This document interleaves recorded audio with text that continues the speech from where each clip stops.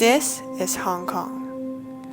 In 2020, Hong Kong has been downgraded to the Tier 2 watch list of the trafficking in persons, putting Hong Kong at risk of US trade sanctions that would come automatically if the city was downgraded to Tier 3. In Asia, this places Hong Kong's ranking on par with only Bangladesh, Macau, the Maldives, and Mongolia. The government's victim identification mechanism remained ineffective. Back in November 2017, two Legislative Council members proposed legislation to criminalize all forms of human trafficking in Hong Kong, but it faces significant opposition from the Hong Kong government, which believes that criminal offenses associated with human trafficking are already sufficiently addressed by existing legislation.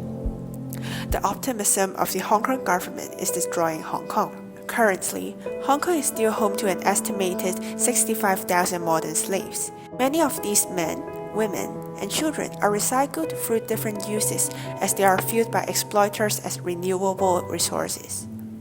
Domestic helpers in Hong Kong are suffering from a hard time during the COVID-19. According to a survey in June 2020, 80% of the 427 domestic workers stated that they were discriminated against by their employers.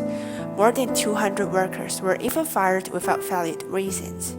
Workers are forced to stay at the employer's home during the weekend, which they usually end up working for 18 to 19 hours a day. What's even worse is that these workers enjoy no privacy as they often need to share bedrooms. This definitely is a huge violation of human and employee rights. On the other hand, sex workers in Hong Kong are usually ignored by the government. It seems they don't realize that these workers exist in society. The sex workers are highly exposed to the coronavirus. Also, due to quarantine and lockdown measures, they have a limited access to clinics and support groups. That leaves them more vulnerable, both to sexually transmitted diseases and exploitation. Many clients wear masks and end up stealing property or refusing to pay the services.